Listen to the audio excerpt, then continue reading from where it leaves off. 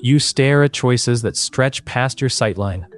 The endless aisle at the grocery store glows under harsh lights, rows of cereal boxes, each slightly different. You pick up one, then another, your mind slipping into a quiet tug-of-war. Which one will fill the gap in your day, or your sense of self? Gerald Francis Jerry Gauss, who taught philosophy for years as the James E. Rogers Professor at the University of Arizona, thought about this kind of modern dilemma. He saw how too many options can weigh on us, not lift us up. You might think more choices mean more freedom, but the truth creeps in slowly, like a shadow beneath the fluorescent hum. After this, the next time you stand before that glowing aisle, it will feel less like opportunity and more like weight. Aisles of abundance. Picture yourself in the cereal aisle after a long day. You're tired. The shelves stretch on, packed with boxes. Frosted Flakes, granola clusters, protein mixes, all shouting at once. Your hand hovers. Your eyes dart. Calories, sugar, fiber, vitamins. Numbers jumble together. You can't taste them all. Not now. Choices shrink fast inside your head. Your hand lands on the one you remember from childhood, not because it's better, because your brain's done juggling. The endless options shrink to something you can hold. It's like the founding of the journal, politics, philosophy, and economics. An attempt to bring order to a flood of ideas, to find a way through complicated debates about how we live together. This moment, frozen in front of nearly identical boxes, isn't really about cereal. It's about what your mind can handle when the world spills over with choices. And if it shuts down here, what happens next? The mind's narrow focus. But your brain never looks at all the details. Imagine standing in front of that cereal aisle. Rows of boxes stacked like a small city. You spot one marked low sugar and a good price. That's enough. You grab it without a second thought. Later, pouring a bowl in the quiet kitchen, you notice it feels off. The taste doesn't sit right. You didn't check for fiber or additives. Those small things hiding behind the bright colors and numbers? Your mind picked a couple of signs to focus on, ignoring the rest. It's like tuning a radio to a single station, even if there's noise in the background. That focus keeps you moving through the flood of options, but it also blinds you to the full story, the trade-offs floating just beneath the surface. This isn't a flaw. It's a trick your brain learned to survive. It narrows the view so you're not stuck there forever, overwhelmed. Still, that shortcut means you miss some of what matters, and sometimes the cost only shows up later. Why did it feel wrong? Because your mind chose to see less. What would change if you saw more? Or if you couldn't narrow your focus at all? Gerald Gauss, an American philosopher whose work was published by Cambridge University Press and Routledge, explored this kind of limitation in our thinking. In his book, The Tyranny of the Ideal, he warned how chasing perfect choices can trap you, making it harder to live with the real world's messy compromises. That's the next part. The tyranny of chasing the perfect choice. What if the ideal is just another trap? The tyranny of the ideal. Picture this. You're scrolling through phone reviews late at night. Each one promises some miracle feature. Longer battery life, sharper camera, faster processor. Your thumb hesitates over the screen. Another tap, another page. The ads flash promises that sound like a lifeline. But your old phone? It still rings with your mom's voice. Texts from friends come through without fail. The screen lights up without a glitch. Still, you hunt for that flawless model, the one that'll never freeze or lag. But perfect is a shadow. It slips just as you reach out. Every new review pulls you deeper. Doubts crowding in, whispering that you're settling. Yet, this chase traps you. You hold your current phone in one hand, the perfect one just a click away. You're stuck, waiting to pull the trigger on a choice that never feels finished. Meanwhile, the calls you need aren't on hold. They come through. The screen you tap every day still works. That constant quest for better keeps you from trusting what's already good enough. This quiet tyranny, it's what philosopher Gerald Gauss called the tyranny of the ideal. A trap he explored in his book, Justice in a Diverse Society. Gauss argued that chasing impossible perfection blinds us to what's already working and how much progress we've made. It's a warning against endless waiting for the flawless moment, the perfect policy, or the ideal life. Instead, what if you stepped back? Let the perfect fade. What waits beneath the pressure to always choose better? The answer isn't in another scroll or review. It's in the space right here, in the long stretch ahead. The long road of incremental reform. You sit in the back corner of the city council room. The air smells faintly of old coffee and paper, like the kind you'd find in a well-thumbed philosophy book from Routledge, or a Cambridge University Press volume on political theory. A group of neighbors argue over the new park plans. No one gets exactly what they wanted. One wants more swings, another wants a dog run, someone else worries about parking. The mayor scribbles notes, frowning.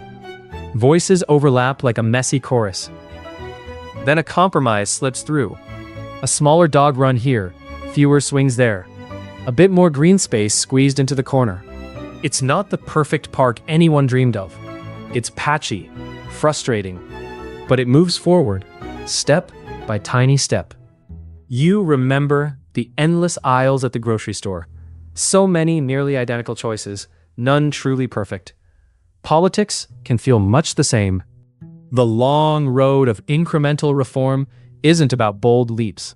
It's about these small, imperfect stitches. Gerald Gauss called this the long road of incremental reform, a recognition that justice in a diverse society demands patience and compromise. And that part, I'm holding one thread back until the end. Public reason in a diverse society. Now, you sit at a worn wooden table with a handful of friends. The air shifts with tension as the talk turns to politics. Someone leans forward, voice steady, making a point about fairness in law. A thread you've heard in Gerald Gauss's work, like in The Order of Public Reason, where he maps how we argue about freedom in a diverse world. Another shakes their head, eyes sharp, offering a counter about personal freedom, echoing the debates you might find in the essays edited by Kevin Valier or the perspectives of William Sweet and Christy Favor. You hear phrases that sound true, then others that clash hard, like plates scraping together. The table is scattered with half-empty mugs, the faint smell of coffee hanging low. No voice claims the final word. Instead, each holds a piece of the puzzle, but none fits the whole picture. You notice the pause between arguments, the small glances that test the mood. It's clear that no single argument wins outright. Still, you stay, because losing connection would cost something deeper than the talk itself. You wonder how this stays possible, day after day, amid all the noise. What allows these cracks not to break the whole? You think of the conversations at Public Reason and Diversity, reinterpretations of liberalism, where scholars like Julian Lamont and Piers Norris Turner wrestle with these same questions. The question lingers as the dishes are cleared away. The quiet work of philosophy. What if the quietest voices shape your world the most? You're in a bookstore, not the flashy new releases.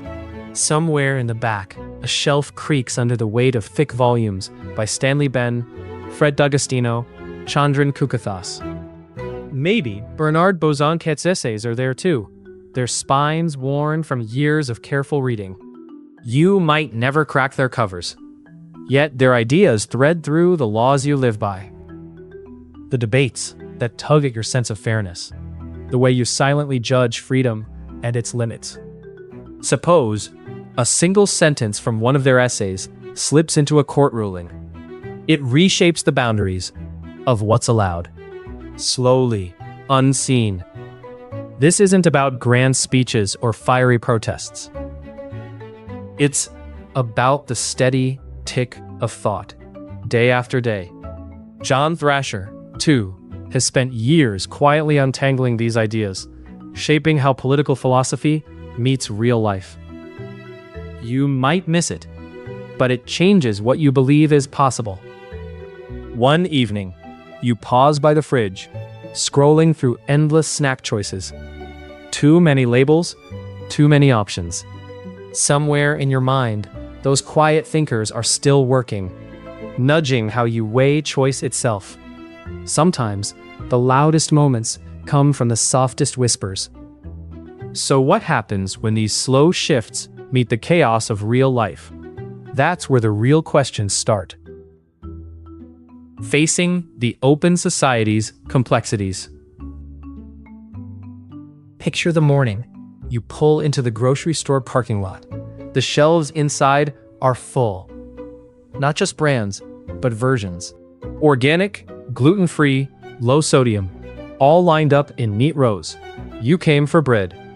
Now you're scanning labels, weighing salt against preservatives, price tags against calories. It's not simple anymore.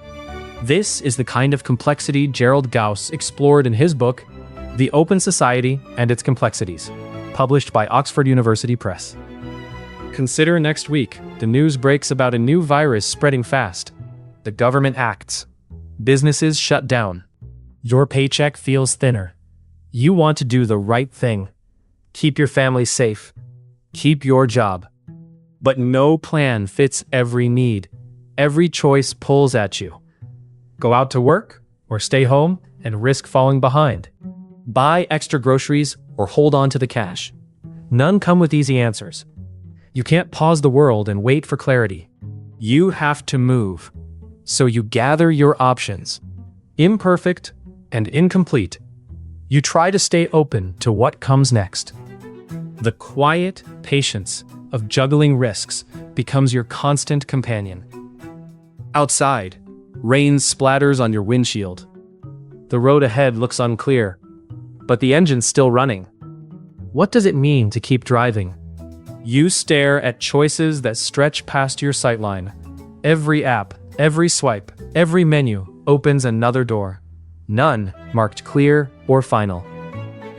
It's easy to feel lost, like meaning slips through cracks between options. But imagine this moment instead. You step forward without needing perfect clarity. Not trapped by endless choice, but moving through it one quiet step at a time. Each choice isn't a demand for certainty, but a chance to settle into how things feel right now. That space, small, still, unhurried, starts to hold something real. Maybe that's what satisfaction looks like today. When the noise softens, listen. What do you find there?